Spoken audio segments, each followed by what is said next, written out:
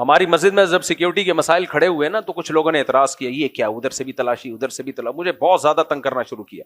مرغی پہ مسائل کھڑے ہوئے نا, یہ مرغیاں مفتی صاحب نے, میں نے ہٹا دی. میں نے کہا ایسی کی تیسی چھوڑو یار, جو چیز لوگوں میں بدگمانی کا ذریعہ بنی ہٹاؤ ساری مرغیاں. حالانکہ کم سے کم بھی 2 سے 2.5 لاکھ روپے کا سیٹ اپ بنایا تھا میں نے, وہ سارے ضائع ہو گئے میرے. میں نے کہا ہٹا دو, کوئی مسئلہ نہیں. سیکورٹی پہ بھی یہ کہ وہاں سے آ رہے ہیں تلاشی, وہاں سے یہ کیا ہے, کوئی GHQ ہے یا کیا ہے, یہ کوئی بم لے کے آ رہے ہیں. میں نے ساتھیوں سے بولا کوئی کمپرومائز نہیں کرنا ہے, کسی بے وقوف اور احمق کی بات میں سے ذرا بھی متاثر نہیں ہونا.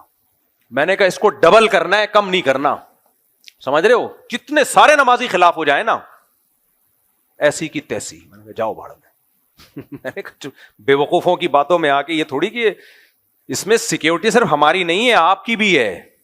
اللہ سب کو بچا کے رکھے. جب بم پھٹتا ہے نا تو جس کو ہدف بنایا جاتا ہے صرف وہ نہیں جاتا, گریوی میں 10-15 بھی اسی کے ساتھ جو بیان سننے آئے تھے وہ بھی چلے جاتے ہیں. تو بھائی یہ تو آپ کے فائدے کے لیے ہے, اس سیکیورٹی کو ابھی ہم نے بڑھانا ہے, سمجھ رہے ہو, کم نہیں کرنا. تو آپ کو اگر کوئی تکلیف ہو رہی ہے, ہم آتے ہیں تو ہماری تلاشی کیوں لی جاتی ہے, ہم کوئی شکل سے دہشت گرد لگ رہے ہیں.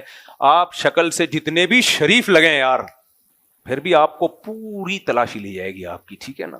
تو اس لیے بیان سننے آنا ہے تو تلاشی میں کمپرومائز, سیکیورٹی میں کوئی کمپرومائز بولو نہیں ہوگا. ایک دن کیا ہوا, یہاں پر ایک بندہ بیٹھا ہوا تھا, شروع کی بات ہے جب زیادہ سیکیورٹی کا سخت نظام نہیں تھا, اس کی جیب میں ٹیٹی نکلی, پسٹل تھی اس کی جیب میں. ہم بدگمان نہیں ہو رہے, اپنے ڈیفینس کے لیے لایا ہوگا, لیکن بھائی کسی کے چہرے پہ تھوڑی لکھا ہوا ہوتا ہے.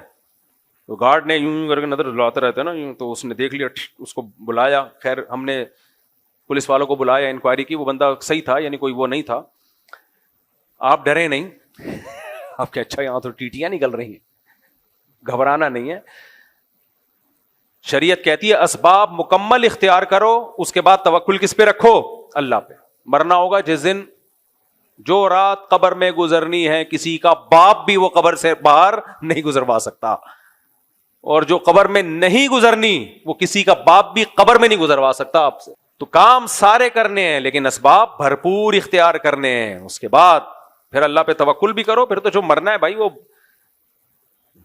تو مرنا ہے, ڈرو نہیں موت سے. موت کا ڈر الگ چیز ہے اور بے احتیاطی الگ چیز ہے.